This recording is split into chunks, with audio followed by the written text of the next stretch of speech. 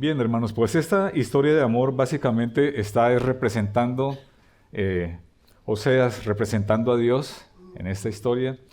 Y por otro lado, nosotros estamos siendo representados en Gomer, aquella mujer infiel, aquella mujer adúltera de la que nos habla este libro de Oseas. Dios nos habla realmente de un amor extraordinario, de un amor que cae fuera de toda nuestra posibilidad de comprensión, de un amor que es definitivamente de pura gracia, de un amor que no es posible encontrarlo absolutamente en ningún ser humano, ni siquiera a manera de novela, de aquellas personas que tienen esa creatividad extraordinaria para escribir novelas. Es el amor de Dios por su amada iglesia. Así que quiero invitarlos, hermanos, a abrir allí el libro de Oseas. Es el primer profeta menor que aparece después de Daniel.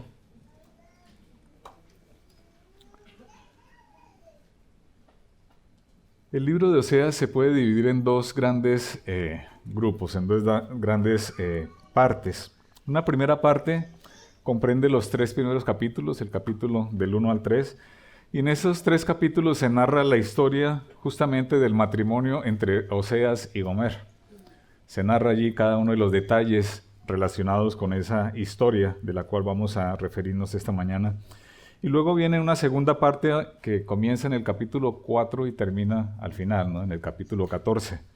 En esa segunda parte básicamente se hace una interpretación de las verdades que están relacionadas con la historia de Oseas y de Gomer, pero entonces hace esa interpretación de esas verdades poniéndolas en el contexto en el cual Dios quiere enseñar a su pueblo. Esta mañana vamos a referirnos a la primera parte, a la historia de Oseas y de Gomer, y en particular vamos a referirnos al capítulo 2, el capítulo 2 de Oseas. Vamos a leer entonces, hermanos, desde el versículo 2 hasta el final de este capítulo, y dice así la palabra del Señor. Contended con vuestra madre, contended, porque ella no es mi mujer, ni yo su marido. Aparte pues sus fornicaciones de su rostro y sus adulterios de entre sus pechos, no sea que yo la despoje y desnude, la ponga como el día en que nació, la haga como un desierto, la deje como tierra seca y la mate de sed. Ni tendré misericordia de sus hijos, porque son hijos de prostitución. Porque su madre se prostituyó, la que los dio a luz se deshonró, porque dijo, iré tras mis amantes que me dan mi pan y mi agua, mi lana y mi lino, mi aceite y mi bebida. Por tanto, he aquí yo rodearé de espinos su camino, y la cercaré con seto, y no hallará sus caminos. Seguirá a sus amantes y no los alcanzará, los buscará y no los hallará. Entonces dirá, iré y me volveré a mi primer marido, porque mejor me iba entonces que ahora. Y ella no reconoció que yo le daba el trigo, el vino y el aceite, y que le multipliqué la plata y el oro que ofrecían a Baal. Por tanto, yo volveré y tomaré mi trigo a su tiempo, y mi vino a su sazón, y quitaré mi lana y mi lino que había dado para cubrir su desnudez. Y ahora descubriré yo su locura delante de los ojos de sus amantes, y nadie la librará de mi mano. Haré cesar todo gozo, sus fiestas, sus nuevas lunas y sus días de reposo y todas sus festividades. Y haré talar sus vides y sus higueras, de las cuales dijo, mis salarios son salario que me han dado mis amantes. Y las reduciré a un matorral, y las comerán las bestias del campo. Y la castigaré por los días en que incensaba a los Baales, y se adornaba de sus zarcillos y de sus joyeles, y se iba tras sus amantes, y se olvidaba de mí, dice Jehová. Por el momento vamos a dejar hasta aquí la lectura. Como ven, este pasaje, este capítulo 2, también se divide en 2 partes. Esta primera que acabamos de hacer, y luego una segunda a la cual me referiré un poco más adelante. Alguien podría preguntar, ¿pero qué historia de amor es esta? Después de leer esta porción, ¿no? ¿Qué historia de amor es esta? Cuando lo que estamos viendo es una durísima reprensión a una mujer infiel que va detrás de sus amantes, y se convierte en una prostituta. Pero permítanme contar entonces toda la historia para entenderla mejor, hermanos. Todo comenzó de una manera un poco extraña. Un encargo que Dios hace a Oseas, una orden que le da y que la encontramos allí en el capítulo 1, en el versículo 2. Dijo Jehová a Oseas: ve, tómate una mujer fornicaria e hijos de fornicación, porque la tierra fornica apartándose de Jehová. Resulta una orden extraña, ¿no? Nos resulta difícil de entender, porque de alguna manera nos parece una contradicción moral de parte de Dios, ¿no? De ordenar a Oseas irse a casar o buscar una mujer que tenía esas características. Pero para poder entender realmente esta orden que le da el Señor a Oseas, hay que entender dentro del contexto de todo el libro, del libro de Oseas, entendiendo lo que es un libro histórico que fue escrito posteriormente a los Hechos. Y por lo tanto esa orden que da el Señor no tiene que ver con el hecho de que Oseas vaya a buscar una mujer que ya esté ejerciendo como prostituta. Sí, de alguna manera Dios lo que está haciendo es revelándole a Oseas que aquella mujer con la cual se va a casar, esa mujer le va a ser infiel. E infiel con muchos amantes, se va a prostituir, le está diciendo el Señor. Este tipo de mensaje de esta forma escrito normalmente lo llaman la proléptica, es decir, hay un conocimiento anticipado de algo, de los hechos. Hay un pasaje anticipador que rompe la secuencia cronológica. De hecho, esto sucede con mucha frecuencia en todos los libros proféticos del Antiguo Testamento. Esa orden de Dios, sin embargo, tiene una fuerza realmente desgarradora para Oseas. Pongámonos un momento en los zapatos de Oseas. Que el Señor le esté diciendo: toma a una mujer por esposa, pero será una mujer que te va a engañar, que te va a ser infiel, que se va a prostituir, que te va a abandonar por ir detrás de sus amantes, que va a tener hijos que no son tuyos y que no corresponderá a tu amor por ella. ¿Cómo les parece esa orden que el Señor le está dando, ese encargo que el Señor le está dando a Oseas? Difícil, ¿no? Difícil de entender. Quizás Oseas tendría más razón de huir de aquel encargo que el Señor le está haciendo que la razón que tuvo Jonás cuando huyó del encargo que el Señor le estaba dando a Jonás, ¿no? ¿Qué pensaría Oseas? Bueno, es un misterio, ¿no? Lo que él pudo pensar cuando recibió aquella orden. No lo sabemos.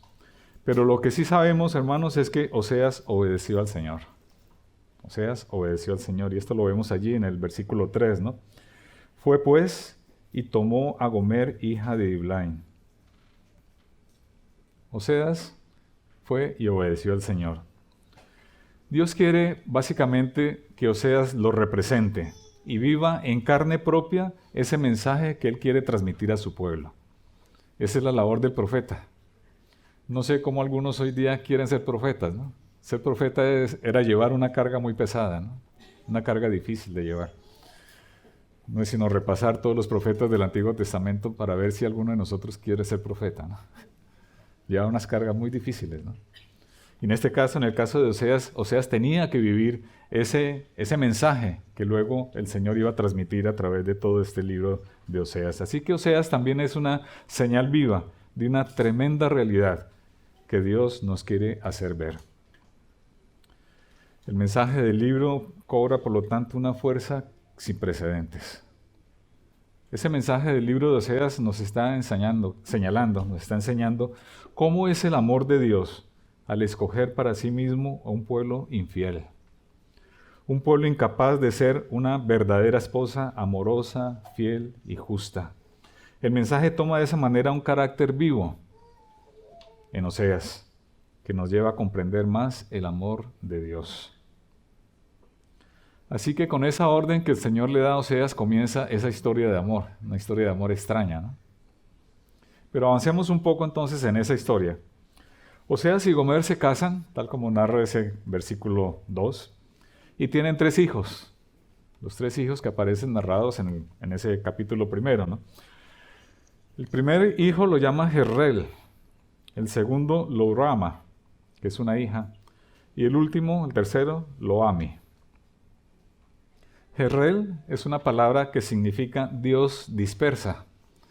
Y si conocemos un poco la historia de este nombre, vamos a encontrar que se trata de una ciudad, la ciudad de Jezreel, que estaba en un valle que también tiene ese nombre. Es una ciudad y un valle donde se generaron muchas guerras. De hecho, la primera guerra que está documentada históricamente sucedió en aquel valle, en el valle de Jezreel.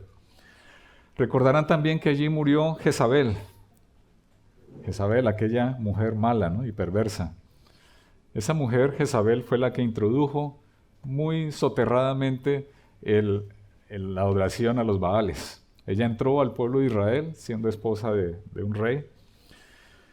Inicialmente se camufló, pensaron todos que iba a ser una mujer, que iba también a asumir el papel religioso del pueblo de Israel, pero poco a poco fue introduciendo la adoración a otros dioses, a los Baales, hasta que al final fue completamente descarada, ¿no?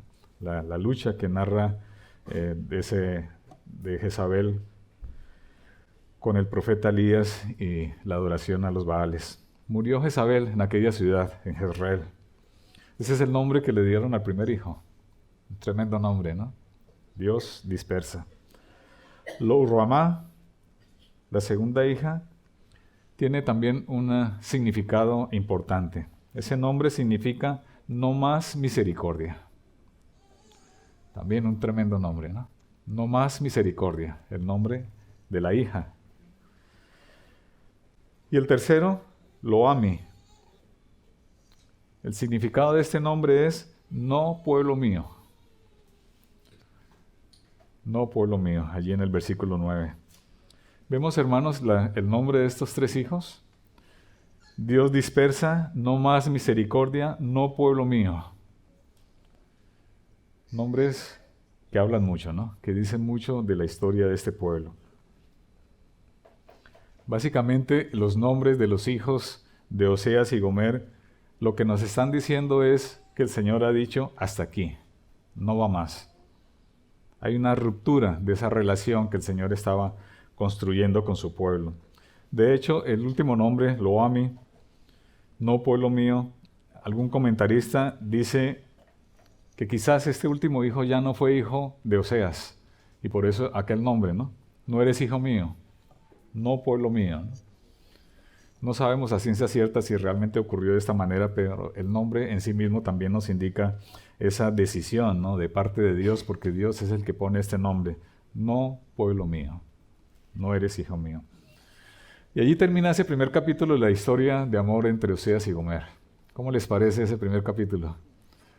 Capítulo duro, ¿no? Difícil. Sin embargo, el capítulo bíblico, el primer capítulo de Oseas, no termina allí, continúa. Allí encontramos unos versículos que nos causan un poco de extrañeza, ¿no? Esos versículos 10, desde el 10 hasta el versículo 2 del capítulo 2. Me dijo otra vez Jehová, perdón, estoy leyendo otro.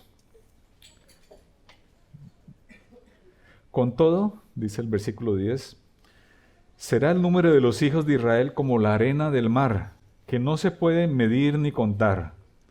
Y en el lugar donde les fue dicho, vosotros no sois pueblo mío, se les dirá, sois hijos del Dios viviente. Y se congregarán los hijos de Judá, de Israel, y nombrarán un solo jefe, y subirán de la tierra, porque el día de Jezreel será grande. Decid a vuestros hermanos Ami, y a vuestras hermanas Ruhamá. Ese es, digamos, el final de este primer capítulo. Hace una especie de paréntesis en la historia de amor entre Gomer y Oseas, ¿no? Hay un paréntesis allí, un paréntesis interesante, ¿no? ¿Por qué razón? Porque hay un contraste muy marcado. Acaba el Señor decir con ese nombre de Lo-Ami, no eres pueblo mío, y enseguida en el versículo 10 dice, los llamaré pueblo mío. ¿Qué pasa con ese contraste, no? Realmente para poderlo entender tendríamos que ir al libro de Romanos, en el capítulo 9, y leer los versículos 22 al 26. Porque allí Pablo explica la razón de ser de estos versículos que acabamos de leer en Oseas. Dice este pasaje así, ¿y qué? Si Dios, queriendo mostrar su ira y hacer notorio su poder, soportó con mucha paciencia los vasos de ira preparados para destrucción, y para hacer notorias las riquezas de su gloria, las mostró para con los vasos de misericordia que Él preparó de antemano para gloria, a los cuales también ha llamado, esto es, a nosotros, no solo de los judíos, sino también de los gentiles. Como también en Oseas dice, llamaré pueblo mío al que no era mi pueblo, y a la no amada, amada. Y en el lugar donde se les dijo, vosotros no sois pueblo mío, allí serán llamados hijos del Dios viviente. ¿A quiénes se está refiriendo entonces estos versículos que leímos en Oseas 1? Se está refiriendo a la iglesia del Señor, a nosotros. Extraordinario, ¿no? Esa transformación, ese paréntesis magnífico que el Señor hace para señalarnos a nosotros, los gentiles, como pueblo suyo. Maravillosa noticia, hermanos. Describe la misericordia y la gracia del Señor con nosotros, ese amor infinito que ha tenido por nosotros, a quienes el Señor ha salvado. Y entonces podemos llamarnos, como dice el versículo 10, hijos del Dios viviente. O como dice el versículo 1 del capítulo 2, Ami y Ruama. Noten ustedes que ha cambiado el nombre, ¿no? Ya no es Lo Rami ni Lo Ami, sino Ami y Ruama, que significan pueblo mío, Ruama, y compadecida. Una transformación del nombre, ¿no? Pueblo mío y compadecida. Ya no somos Lo Ami ni Lo Rama, sino somos Ruama, compadecida. Somos Ami, pueblo de Dios. Como dice Isaías, ¿no? El Señor cambiará nuestro nombre en aquel pasaje hermoso que leímos esta mañana. Ahora así dice Jehová, creador tuyo, oh Jacob, y formador tuyo, oh Israel, no temas porque yo te redimí, te puse nombre, mío eres tú. Cerramos este paréntesis hermoso de estos dos versículos que aparecen al final del capítulo 1 y continuamos entonces con la historia de Oseas y de Gomer.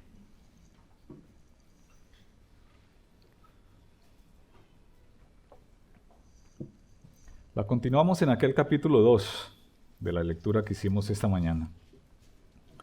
Recordarán la lectura que hicimos, que básicamente lo que estaba haciendo en este pasaje es describir la decadencia de una mujer que ha sido infiel a su marido y las consecuencias de tal infidelidad.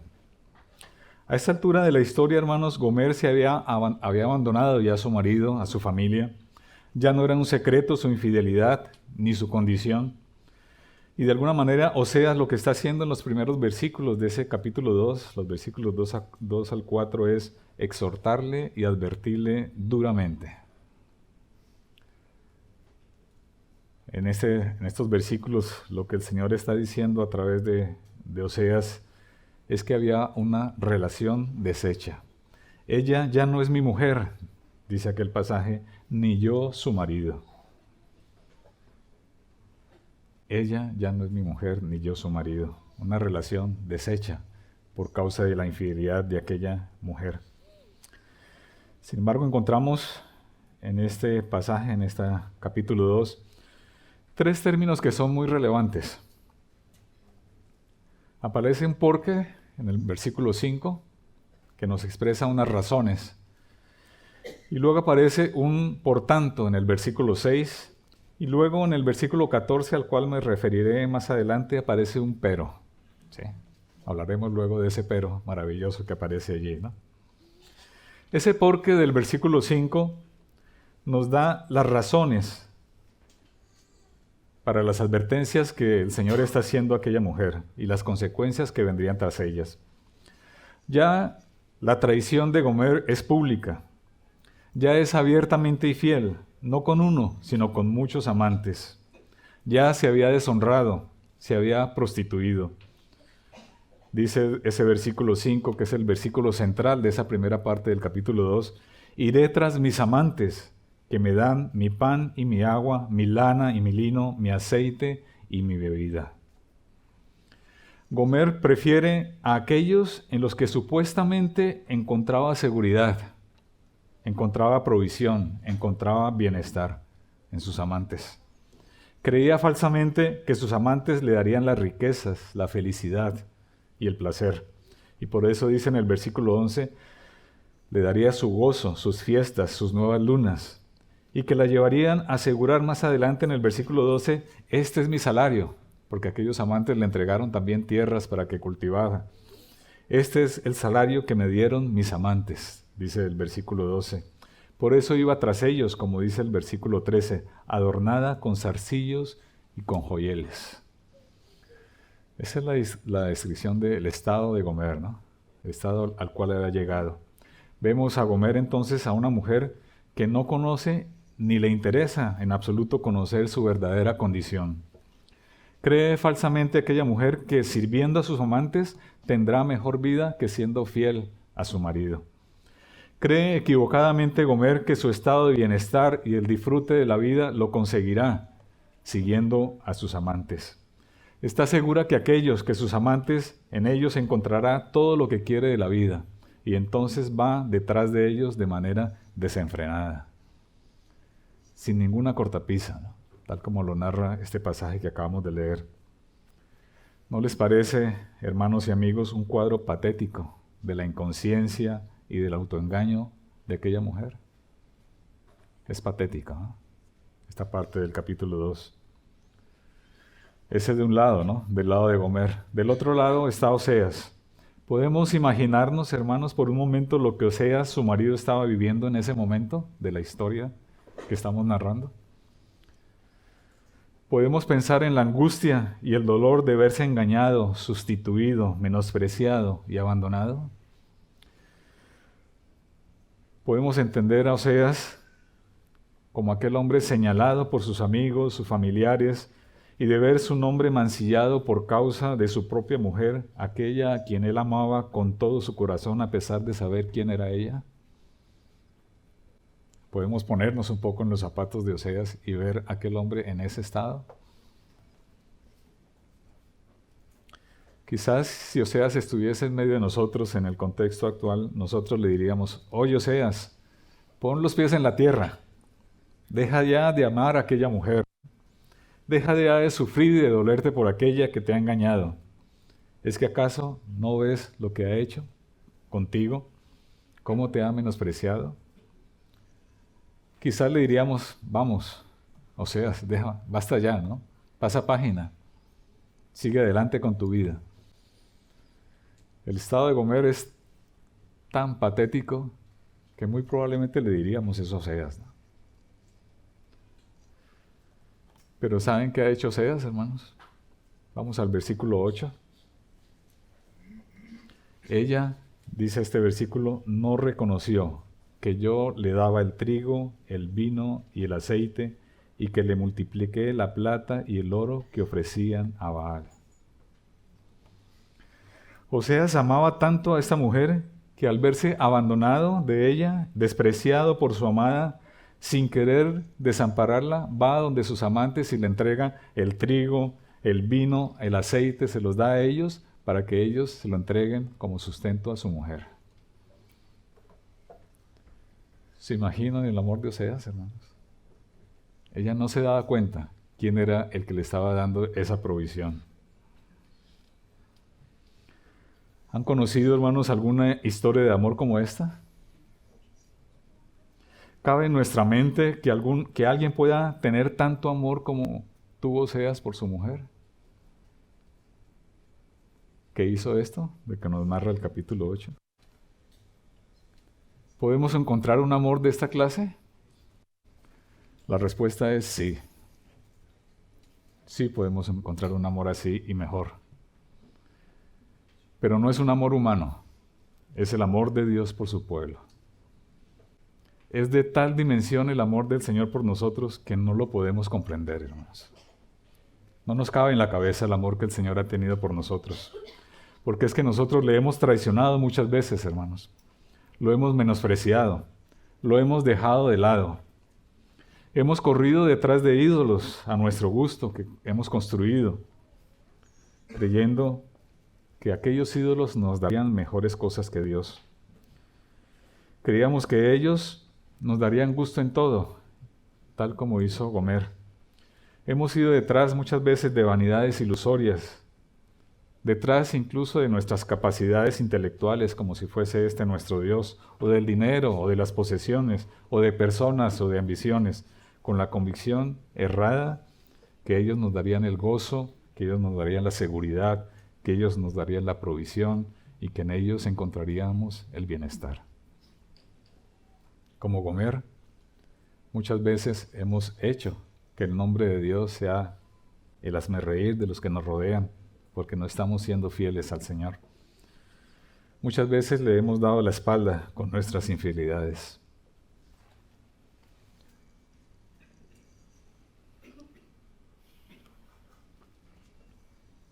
Quizás algunos de nosotros podríamos decir, pero yo nunca he sido tal persona.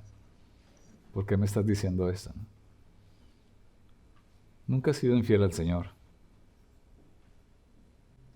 Pero déjenme decirles, hermanos, que cada vez que desobedecemos al Señor, cada vez que menospreciamos su palabra, cada vez que hacemos oídos sordos a las enseñanzas que hay escritas en ella, cada vez que tenemos en poco el privilegio de hablar con Él en oración, cada vez que hacemos todo lo contrario a lo que nos enseña su palabra, cada vez que murmuramos de los hermanos, cada vez que no nos sentimos contentos y agradecidos con lo que el Señor nos ha dado y corremos entonces detrás de ídolos y diamantes queriendo más de parte de ellos y les sacrificamos nuestro tiempo, nuestro esfuerzo, nuestras capacidades, nuestra salud, nuestra familia.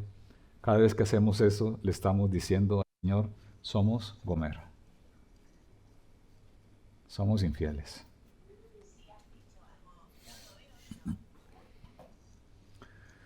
Pero ¿saben qué, hermanos? Dios nos ama muchísimo más de lo que Oseas amó a Gomer. Y nos ama no por lo que somos, sino a pesar de lo que somos. El Señor nos ama. Nos ama no por lo que hagamos, sino a pesar de lo que hacemos. El Señor nos sigue amando. Así que el amor de Dios, queridos hermanos, es definitivamente de pura gracia. De pura gracia es que el Señor nos ama, hermanos. No porque lo merezcamos. A pesar de nuestras infidelidades y de las muchas veces que hemos traicionado al Señor yendo detrás de amantes, entre comillas, Él nos sigue amando, nos sigue protegiendo, nos sigue proveyendo. Sigue estando detrás de nosotros como hizo Oseas con Gomer. Así es el amor de Dios, hermanos. Ese es el amor que el Señor tiene por nosotros. Es un amor que se sale absolutamente de nuestra capacidad de comprenderlo, ¿no? Ese es el amor de Dios, hermanos. Y ese es el amor que refleja la segunda parte de este capítulo que vamos a leer ahora, el versículo 14 hasta el 23. Pero he aquí que yo la traeré y la llevaré al desierto y hablaré a su corazón. Y le daré sus viñas desde allí, y el valle de Acor por puerta de esperanza. Y allí cantará como en los tiempos de su juventud, y como en el día de su subida de la tierra de Egipto. En aquel tiempo, dice Jehová, me llamarás Isi, y nunca más me llamarás Baali. Porque quitaré de su boca los nombres de los Baales, y nunca más se mencionará sus nombres. En aquel tiempo haré para ti pacto con las bestias del campo, con las aves del cielo y con las serpientes de la tierra, y quitaré de la tierra arco y espada y guerra, y te haré dormir segura. Y te desposaré conmigo para siempre. Te desposaré conmigo en justicia, juicio, benignidad y misericordia. Y te desposaré conmigo en fidelidad, y conocerás a Jehová. En aquel tiempo responderé, dice Jehová, yo responderé a los cielos, y ellos responderán a la tierra. Y la tierra responderá al trigo, al vino y al aceite, y ellos responderán a Jezreel. Y la sembraré para mí en la tierra, y tendré misericordia de Lo-Rama, y diré a Lo-Ami, tú eres pueblo mío, y él dirá, Dios mío. Qué extraordinaria historia, ¿no? Qué extraordinaria historia. Gracias a Dios que la historia no termina en el versículo 13, porque hay de nosotros si terminara allí. No, la historia continúa y termina en ese precioso versículo 23. Esa segunda parte del capítulo comienza con un pero, una conjunción que está contrastando dos realidades, dos verdades, ¿no? Las verdades que acabamos de enunciar de la primera parte del capítulo y las que acabamos de leer de esta segunda parte. Es un pero glorioso, hermanos. Gracias a Dios por ese pero que aparece en ese versículo 14. Pero he aquí, yo la traeré y la llevaré al desierto y hablaré a su corazón. Puede ser, hermanos, que el Señor tenga que descubrir nuestra locura, como hizo con Gomer, y quitarnos nuestros dioses, nuestros amantes, como lo hizo con Gomer, y llevarnos al desierto, tal como habla este versículo 14. Pero bendito desierto, si es para que el Señor trate con nuestro corazón.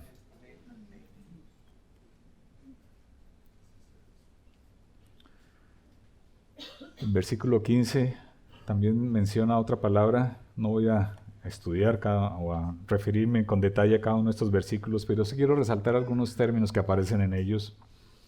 En el versículo 15, por ejemplo, aparece la palabra Acor, el valle de Acor. ¿Saben qué significa el valle de Acor?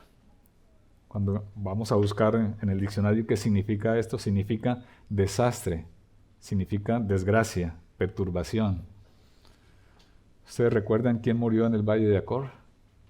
Allí murió Acán, cuando fue apedreado por su pecado. Y ese es el significado de Acor. Pero el Señor, ¿qué está diciendo aquí? El valle de Acor será convertido ahora en puerta de esperanza. Ya no será ese desastre, esa desgracia, esa perturbación, sino será puerta de esperanza. Luego en el versículo 16 dice, me llamarás Ishi. ¿Saben qué significa Ishi? Significa marido mío. Me llamarás marido mío, está diciendo el Señor en este pasaje. Y luego esa joya que significan los versículos 19 y 20, que son los versículos centrales de esta segunda parte,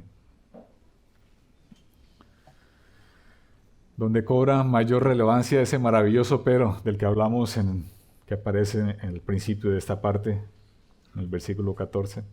Dicen estos versículos, vuelvo a leerlos, y te desposaré conmigo para siempre, te desposaré conmigo en justicia, juicio, benignidad y misericordia, y te desposaré conmigo en fidelidad, y conocerás a Jehová. ¿Cómo les parece estos versículos, hermanos? Reaparece allí en estos versículos la relación matrimonial, otra vez como esa ilustración que nos da cuenta de cómo se relaciona el Señor con su iglesia, ¿no? Una relación de amor, de fidelidad, de respeto, de protección, de cuidado, de buen trato, de provisión.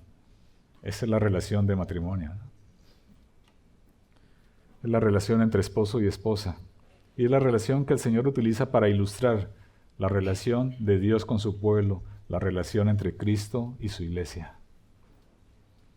Y esa relación cobra un acento particular en esa última frase del versículo 20. Y conocerás a Jehová. Conocerás a Jehová. Queridos hermanos, ese par de versículos 19 y 20 deberíamos enmarcarlo en nuestro corazón. Deberíamos aprendérnoslo de memoria y tenerlos en altísima estima, porque es la decisión del Señor desposarse con nosotros. Qué decisión, ¿no, hermanos? ¿La merecíamos? En absoluto, pero el Señor ha tomado esa decisión. Y es que si leemos todo con detalle, escudriñamos un poco las palabras que utiliza esta segunda parte del capítulo 2, vamos a encontrar que Dios lo hace absolutamente todo. Voy a mencionar solamente algunas palabras. Dios dice, la traeré, la llevaré al desierto, hablaré a su corazón, le daré viñas, quitaré de su boca el nombre de los Baales, haré pacto por ella, por ti, dice allí. Te desposaré, tal como acabamos de leer. Responderé, sembraré, tendré misericordia. y dirá finalmente, tú eres pueblo mío. Todo lo ha hecho el Señor, hermanos. Todo lo ha hecho el Señor. ¿Y nosotros qué hacemos, hermanos? Solamente lo que dice el versículo 16, llamar al Señor Ishi, marido mío, marido mío. Y llamar al Señor, como dice el versículo 23, Dios mío. Es un reconocimiento de quién es Dios, de quién es el Señor. Es nuestro Señor, nuestro Dios, nuestro marido, fiel, amoroso, perdonador, lleno de gracia para con nosotros, lleno de verdad, lleno de provisión, con sus manos extendidas por su pueblo. Ese es el amor de Dios, hermanos. Pero la historia de Oseas y Gomer continúa, no termina allí. Si esto nos parece extraordinario, el trato del Señor con Gomer, con nosotros, es verdad que nos sentimos maravillados porque es un amor absolutamente desbordante, ¿no? Pero aún nos falta referirnos a la más extraordinaria, maravillosa expresión de ese amor del Señor. Gomer ha sido conducida al desierto, tal como narra el versículo 14. Desierto que es un lugar que quizás ninguno de nosotros desea. Es un lugar que es sinónimo de sed, de hambre, de calor extremo, de sequedad, de peligros, de soledad. Eso es el desierto. Pero, como dije hace un momento, bendito desierto, si el Señor nos va a hablar allí. Ese era el estado de Gomer. El Señor la llevó al desierto, abandonada de sus amantes. Perdió absolutamente todo. Quedó en la más completa ruina moral, espiritual y material. Para entender un poco mejor en qué estado se encontraba Gomer en ese punto de la historia, quizás la ilustración más clara sería el de ver a una prostituta que se hace voluntariamente esclava de su proxeneta. Así se encontraba Gomer, esclavizada, perdida absolutamente, sin ninguna esperanza. Ese era el estado de Gomer. Había perdido su libertad y quedó esclavizada en ese desierto, sinónimo de ruina absoluta y de completa incapacidad. Pero como les dije, la historia no termina allí. Vamos a leer un momento los versículos 1 al 3 del capítulo 3. Me dijo otra vez Jehová, ve, ama a una mujer amada de su compañero, aunque adúltera, como el amor de Jehová para con los hijos de Israel, los cuales miran a dioses ajenos y aman tortas de pasas. La compré entonces para mí por 15 siclos de plata y 1 homer y medio de cebada. Y le dije, tú serás mía durante muchos días, no fornicarás, ni tomarás otro varón, y lo mismo haré yo contigo. Continúa la historia de amor entre Gomer y Oseas, ¿no? Oseas va y busca a aquella mujer esclavizada por su proxeneta, por aquel hombre, esclava ya, abandonada, miserable, despojada de cualquier bien que pudiese tener, va y la compra, paga un precio por ella, la redime, la libera de su esclavitud. ¿Por qué? Porque la ama a su mujer, a su única. ¿No les parece, hermanos, que Oseas se ha pasado de amor?